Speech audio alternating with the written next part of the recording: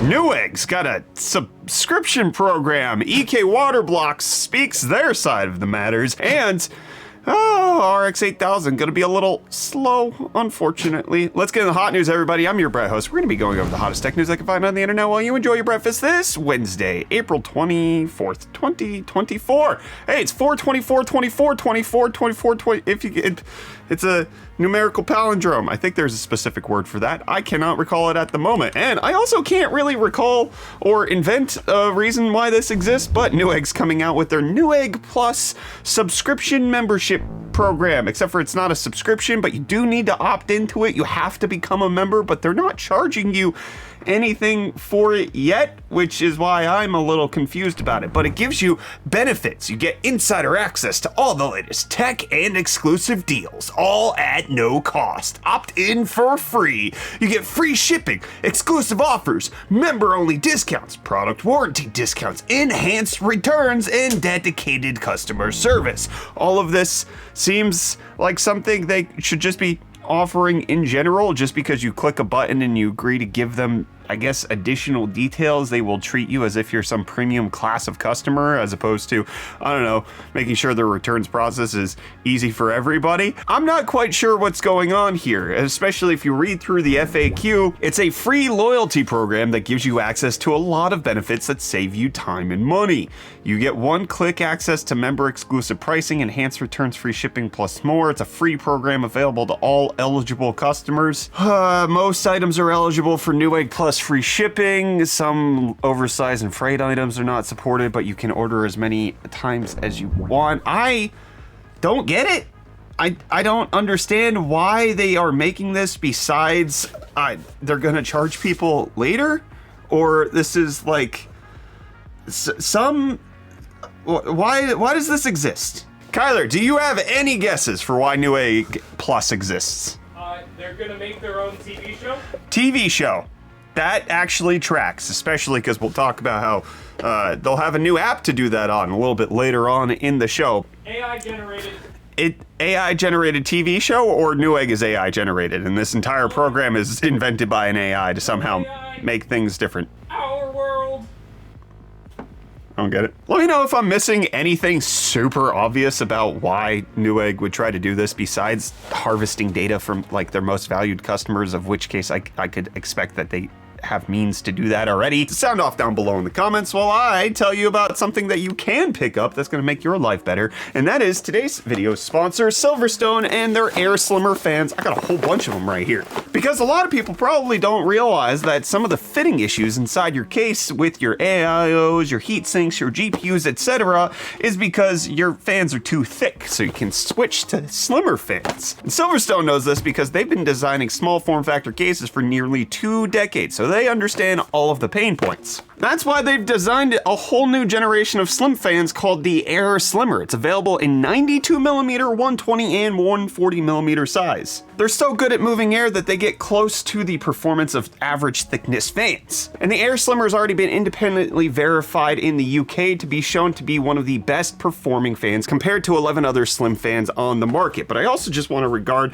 I've never seen an ARGB 90mm fan before, and Silverstone definitely has that with the Air Slimmer. So you can get both slim and colorful. Make it so that you can design your PC system to how you want, even if you're trying to constrain some space. So big thanks to Silverstone for sponsoring today's episode of Hot News. Check out their Air Slimmer fans at the link in the video description. You're gonna like how slim your PC looks, I guarantee it. And Apple likes the way that making their own chips looks. So they're making their own chips when it comes to AI.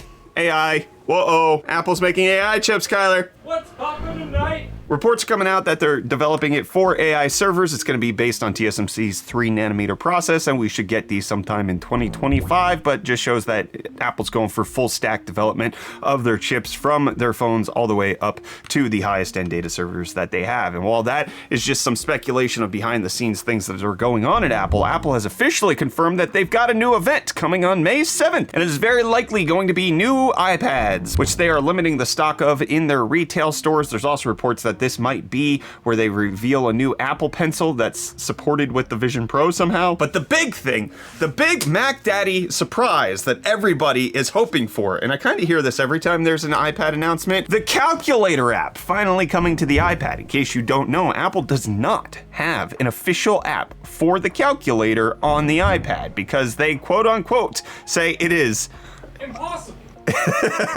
what?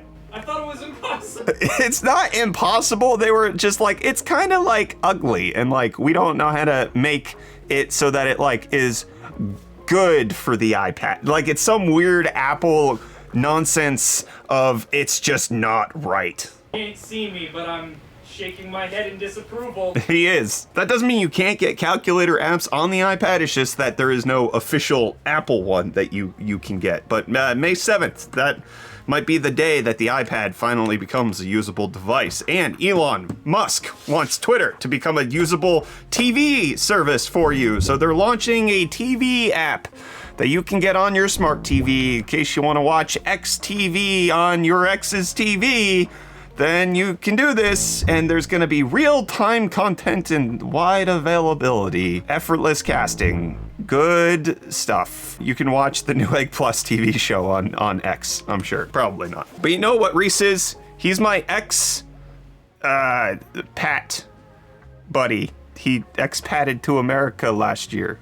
Will he do it again? I don't know, but he's got deals. Yo, welcome back to UFD Deals, bringing the hottest tech deals out on the internet, and hey, would you look at that, it's deal time. Starting off today, we have the HyperX CloudX Stinger Core wired gaming headset for only $24.99 with the included promo code, making it $15 off. But then back again, we have the Seasonic Focus V3 GX 750, which is a 750 watt, 80 plus gold, fully modular power supply, back again at a further discounted rate of $79.99 with the included promo code, making it $50 off. And then lastly, we have this Power Color Hellhound Radeon RX 7900 XTX graphics card for only $849.99 with the included promo code that is only available for Newegg Plus members, but it's $100 off and it's a free sign up, so grab it. And hey, with that, the deals are done. You can find these and more linked in the video description down below, but until next time, I'm gonna hand you off back to Brett for the rest of your hot news. Cheers. Well, Reece, turns out that EK was given a raw deal to both their employees, the US government, and contractors that they were working with. This was a report that came out by Gamers Nexus over the weekend, and EKWB has finally come out with their side of the story, and essentially it is that they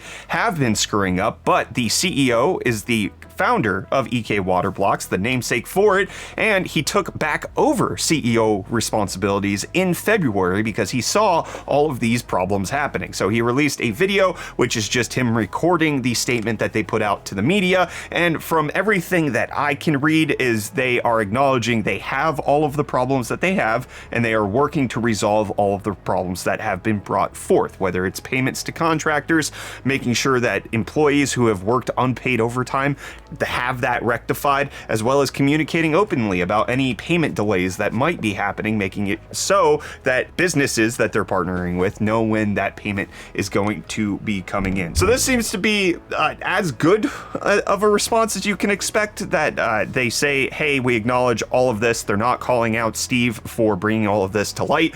They just said, hey, all of this came out.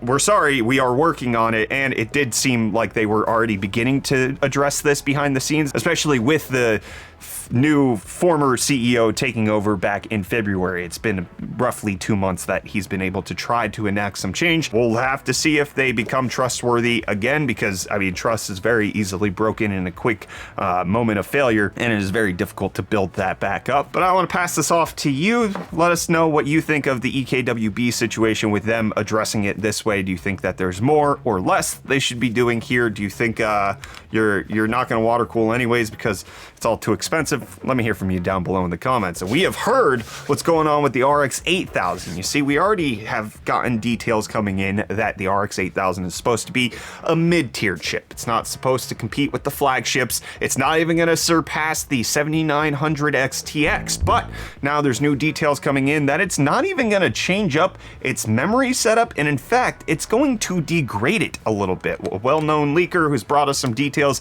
about other graphics cards along the way is is indicating that the RX 8000 series chips will only have 18 gigabit per second GDDR6 memory, which is slower than you get on the XTX or the XT right now, or the 7800 XT. And the leaker indicating that yes, this is going to be across the entire RDNA 4 lineup. The only GPUs that have 18 gigabits per second right now are the 7900 GRE and the 7700 XT and below. And now it looks like that's going to be throughout the entire 8000 series SKU. Now, it's not clear if this is a technical necessity for however AMD decided to design RDNA 4. It's not really going to work well with GDDR7. It's not going to benefit tremendously from higher memory speeds, or potentially it could be that this is a cost-saving operation. They know that in order for them to be price competitive with where they need to come in at, they're just going to keep it on the tried and true 6, not even necessarily needing to upgrade. But this does seem to be putting them at a little bit of a disadvantage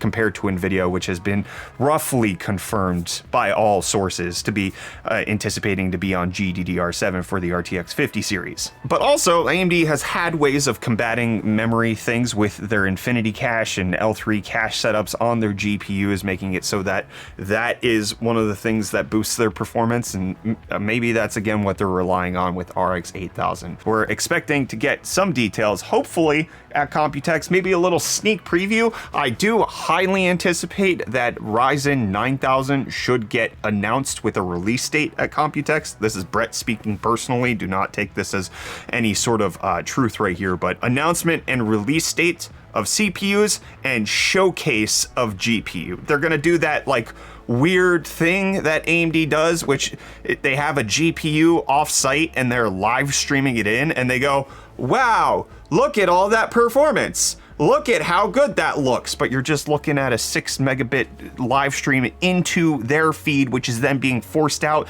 and decompressed and compressed again by YouTube, and you're just like, thanks, Lisa Sue. I can see how good Liza P looks on a 7900 XTX. That for sure looks like the way it's gonna look when I have it on a monitor in front of me. And I got your comments on a monitor in front of me right now, so let's get into comment response. I got the shock of my life yesterday because Binance Wallet commented on our Hot News episode. Kyler, did you see this? Binance, the crypto company, they commented on us. The official one with 1.26 million subscribers in one video. Why? Probably a hacked account, that's my guess, because they commented 37 minutes ago and they have 108 likes, which is not reasonable for our comment speed. So don't get hacked, folks. But then we got It's Dion saying Sapphire motherboard with a Sapphire GPU would be a cool setup. I agree. I kind of been getting more into Sapphire stuff, and I'd like to see more of that in my system. Then we got 10 Toes Gaming saying poor Brett having to defend himself every day from the commenters from the previous episode. You're wrong. Stop doing that, guy. And I said, no, I'm not going to stop doing that. I intentionally do a comment response because I want everybody to know that this, as much as Hot News is me shouting into the void, it's also you participating by shouting into your keyboard with your fingers tapping really fast, and then I shout into the void back at you. It's a great collaborative experience. This is fun. This does not impact my mental health in any way negatively whatsoever at all. And then Zaberfang says Horizon OS based on Android, then Android based on Linux. It's Linux all the way down, folks.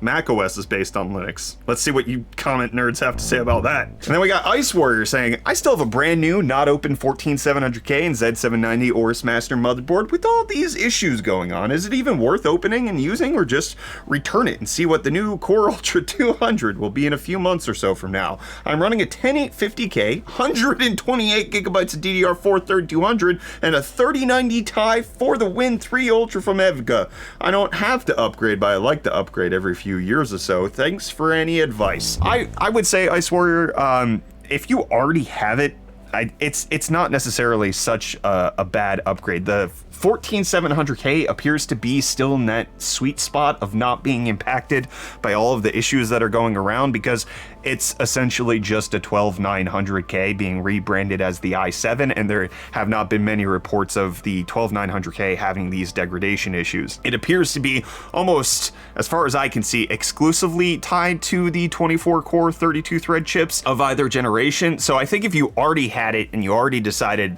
yes, this is exactly what I want, then I wouldn't hesitate personally to make this happen. I struggle to necessarily say you should do it, simply because if you feel like you have any sort of regret already, and I say keep it, and then you have regret later on down the line, I don't want to be responsible for your life getting a little sour. You already have a good system. The 10850K is a phenomenal chip. I mean, Kyler was on that editing here at the office until like less than 2 months ago when we did his Tower 300 build, which you can check out that video right up there. But the 10850K was a powerhouse, and if you're still fine with it, the Core Ultra 200 is going to be releasing later this year. So if that's what you want to be on, you can do it. It also just want to ask, is there a particular reason you're not considering something like a 7950X or 7800X 3D? Do you need all of those cores? Are you just okay with, Intel's bugs and hitches in the particular way you like it?